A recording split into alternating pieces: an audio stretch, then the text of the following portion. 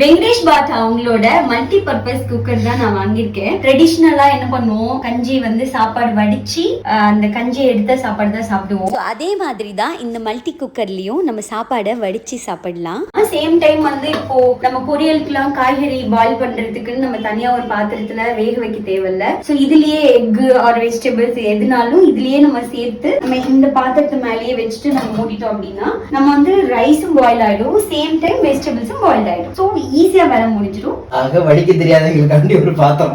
அப்படிலாம் இல்ல, see update ஆகுற அப்டேட் தெரியுமா? அப்டேட்னா என்ன தெரியுமா?